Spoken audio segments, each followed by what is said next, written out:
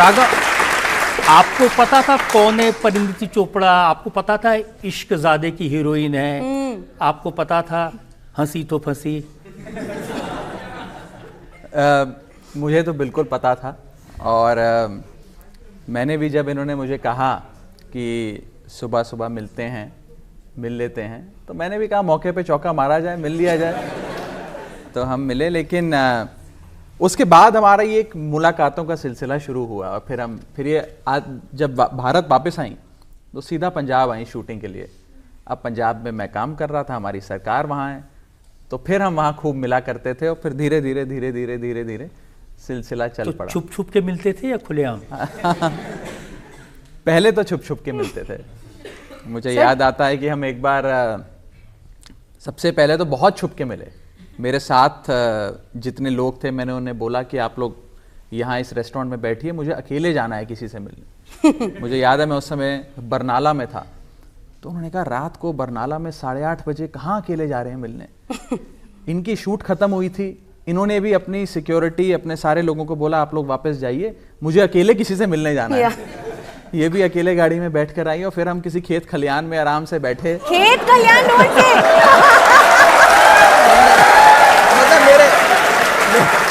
मतलब मेरे एक जानकार का गार्डन था। एक मिनट, अपनी सोच को पॉज करो,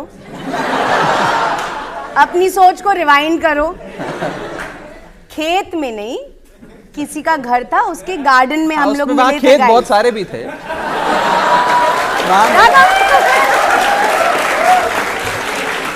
उनके गार्डन में मिले, आराम से चर्चा करी, और उसके बाद फिर मिलते रहे। मुझे याद आता है मैं एक बार चमकौर साहब गुरुद्वारे गए मत्था टेकने। मैं आपको एक स्टोरी बताती हूँ सर।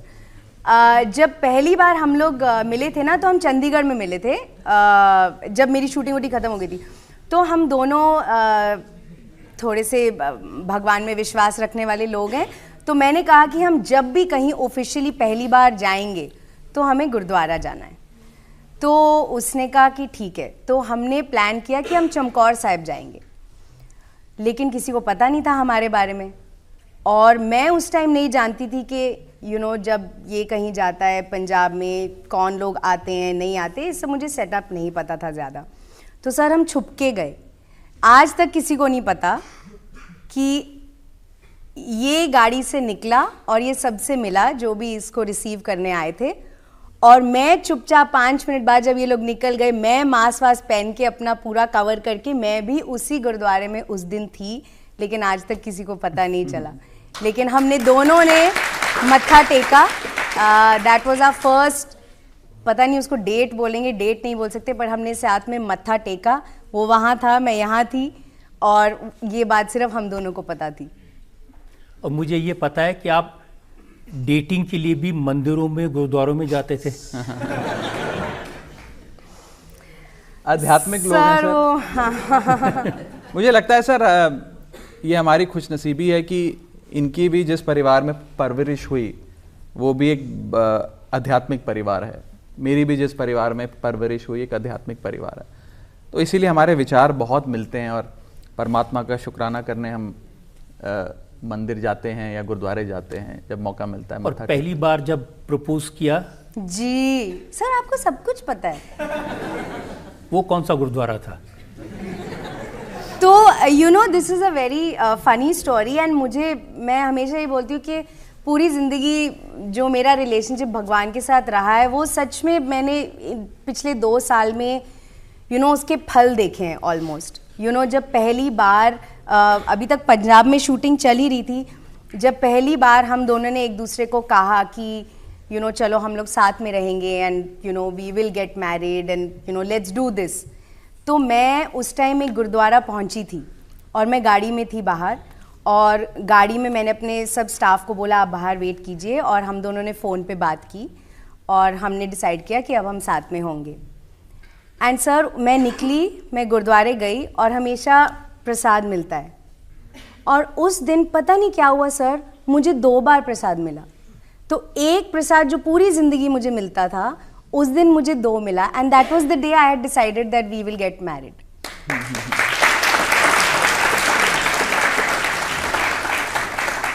तो खैर अब तो शादी हो गई, साथ में टाइम भी बिता दिया। अब मुझे बताइए परिणीति की 5 फिल्मों के नाम।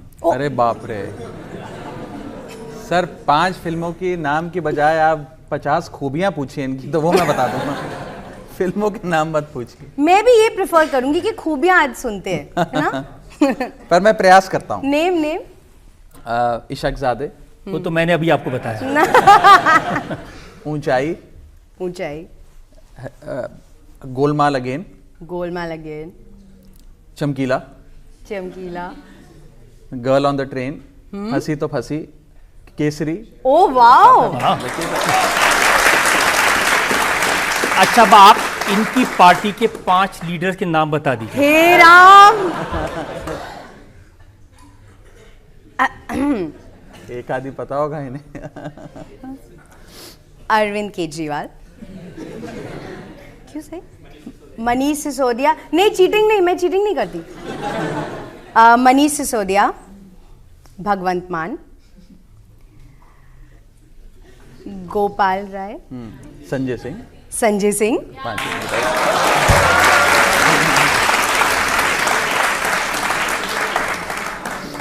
इस टेस्ट में तो आप दोनों पास हो गए हैं। Thank you sir. तो राघव, बहुत सारे जो पॉलिटिकल लीडर्स हैं वो सब क्या करते हैं, जैसे अखिलेश यादव ने अपनी वाइफ को पार्लियामेंट का मेंबर बना दिया, नवजोत सिद्धू ने अपनी वाइफ को एमएलए बनवा दिया, लालू जी ने तो अपनी वाइफ को चीफ मिनिस्टर बनवा दिया था। आपका क्या कुछ प्लान है? सर, मुझे लगता है कि जो जिसका काम है उसे करना चाहिए और जिसका काम उसी को साझे और करे तो उल्लू लागे। और वैसे तो हमारे प्रोफेशन में जो हमारा काम है उसमें बहुत लोग एक्टिंग भी करते हैं, तो एक्टिंग का बहुत स्कोप है हमारे प्रोफेशन में। बिकॉज जितना ड्रामा इनकी और जितनी एक्टिंग इनकी दुनिया में होती है, उतनी ही मुझे लगता है एक्टिंग और ड्रामे हमारी दुनिया में भी होती है। लेकिन ये इनका फैसला है, अगर ये कभी राजनीति में आना चाहे। जितना मैं समझता हूँ, मुझे नहीं लगता कि इनका कोई खास रुचि पॉलिटिक्स से है, दूर दूर तक नहीं है। सर, मैं ऑलरेडी होम मिनिस्टर बन गई हूँ ना। अरे मेरी होम मिनिस्टर तो बनी गई हैं। लेकिन एक बार आप जब दोनों रैंप पर उतरे थे तो उस समय बहुत सारे कमेंट मैंने सोशल मीडिया पर देखे थे। उसमें लिखा था जीजा जी अब हीरो बन जाएंगे। उसमें लिखा था कि इतने हैंडसम हैं, इनको तो फिल्में मिल सकती हैं, तो आप इनको ले जाएंगे मुंबई को, रोल दिलवाएं। ओह, ये ना हो पाएगा सर। सीरियसली मैं आपको एक बात बताऊं, आप बिलीव करना, हम जब घर पे होते हैं ना, जेन्युइनली हमारी ना पॉलिटिक्स ना फिल्मों की बात भी होती है। आप सचमुच घर पे आएंगे ना हमारे कभी, आप देखेंगे कि हम कितनी नॉर्मल और शायद बोरिंग बातें करते हैं। घर, ये वो, ऑर्गेनाइजेशन, फैमिली, हम इसी में बिजी हैं।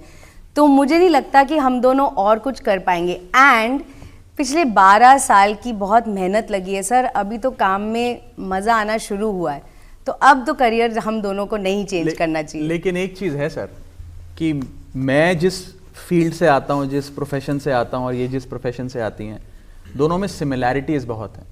हमारे प्रोफेशन में भी एक्टिंग करनी पड़ती है, इनके प्रोफेशन में भी एक्टिंग करनी पड़ती है। हमारे प्रोफेशन में पॉलिटिक्स करनी पड़ती है, हमारे प्रोफेशन में भी राजनीति है, इनके प्रोफेशन में बहुत ज़्यादा राजनीति है, जिसके बारे में अब मैं समझता हूँ। हमारे यहाँ पर वोटर यानी कि मतदाता का दिल जीतना होता है, इन्हें ऑडियंस का दिल जीतना होता है। हम चुनाव या तो हारते हैं या जीतते हैं, इनकी भी फिल्म या हिट होती है या फ्लॉप होती है। तो सिमिलैरिटीज़ तो बहुत ज़्यादा है, पर मुझे लगता है कि हमने अपनी अपनी दुनिया का अलग भी रखी हुई है और एट अ पर्सनल लेवल हम लोग साथ में हंसी खुशी अपनी ज़िंदगी जी रहे हैं, आगे बढ़ रहे हैं। अब देखिए, ये दिल्ली आई हैं जी, और ये कहेंगी कि भाई बहुत पोल्यूशन है, मेरा गला खराब हो गया, तो ये पॉलिटिकल सवाल है या पर्सनल है?